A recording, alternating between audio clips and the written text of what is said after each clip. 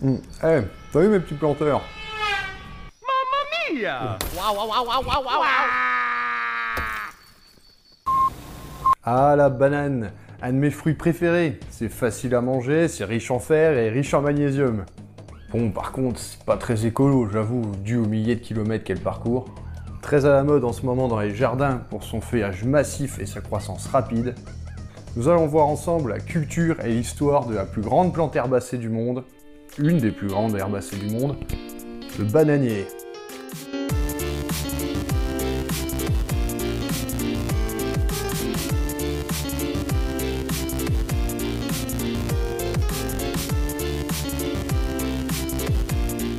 Le bananier est une plante herbacée. Herbacée, oui, c'est vrai que je dis ça souvent, mais je sais pas expliquer ce que c'était. C'est toutes les plantes qui font pas de bois, quoi, de troncs, de branches. De la famille des musacées et du genre Musa, attribué par Linné en 1753. Mais contrairement aux apparences, ce n'est ni un arbre, ni un palmier. Rien à voir. Donc il possède une sorte de tronc, appelé stipe, comme les palmiers, et son fruit, la banane, est une baie, comme la tomate ou les raisins aussi, par exemple.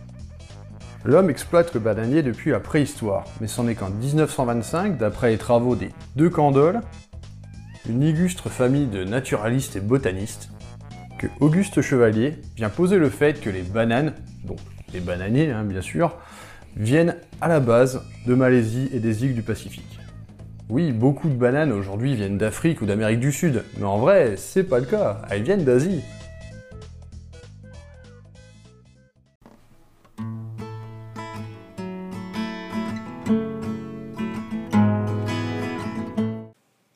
Le bananier est une plante vivace très appréciée dans le jardin pour son côté exotique. Il aime les sols humides, très riches en humus et se cultive très bien en pot dans une serre chauffée ou en véranda où il y a une bonne hygrométrie. On peut aussi le placer dans la maison, à condition d'avoir la place, mais il ne fleurira pas dans ces conditions.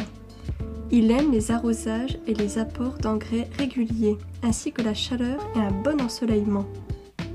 Les feuilles du bananier sèchent au fur et à mesure, c'est normal, il suffit de les tailler pour que le stipe se forme.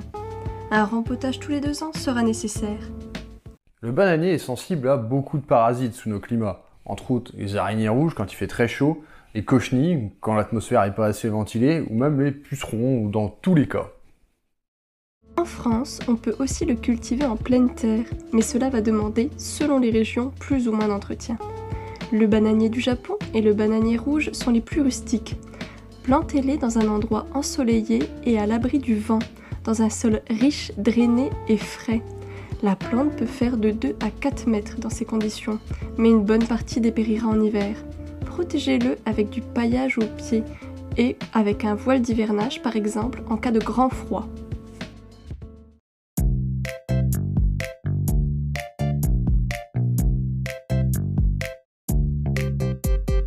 Bon, pour commencer, une anecdote assez connue, mais qui devait obligatoirement figurer dans cette vidéo.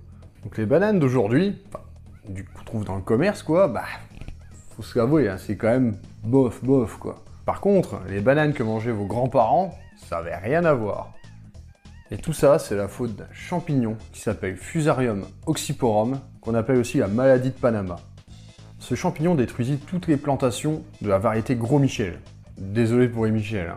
Et à la fin des années 60, il n'en existait quasiment plus. Et cette variété fut remplacée par la variété Cavendish, celle qu'on trouve actuellement, qui est moins goûtue mais plus résistante aux maladies, entre autres celle-ci. À ce qui paraît, les Gros Michel, elles avaient un peu le goût des petits bonbons jaunes à la banane. Et les feuilles de bananier sont aussi beaucoup utilisées en cuisine, entre autres dans la cuisine vietnamienne, où elles servent à conserver les aliments et garder leur saveur. Les fibres du bananier sont aussi utilisées pour faire des cordes par exemple. Mais certains margoulins les utilisent aussi pour faire des faux papyrus antiques qu'on vend aux touristes, en Égypte par exemple. Bon, arachnophobe, c'est le moment où vous pouvez quitter la vidéo. Il arrive, dans de très rares cas, que certaines sales bêtes se glissent dans les régimes de bananes et on peut les retrouver dans les magasins. Il y a beaucoup d'araignées que l'on qualifie d'araignées bananes, mais la vraie araignée banane, c'est la Phoneutria nigriventer. mais elle est souvent confondue avec les babouques qui elles sont beaucoup moins toxiques. Bon, elle est venimeuse et très agressive, mais contrairement à ce qu'on entend, c'est loin d'être la plus dangereuse du monde. Dans 90% des cas, la morsure ne provoque que des symptômes légers, mais par contre une bonne chez les messieurs qui peuvent être très douloureuses. Donc pour conclure, je vais faire les points positifs et les points négatifs du bananier. Donc pour les points positifs du bananier, il offre un feuillage unique et une floraison qui lui est tout autant, si vous avez de la chance. Et certaines variétés s'adaptent bien au climat froid et humide.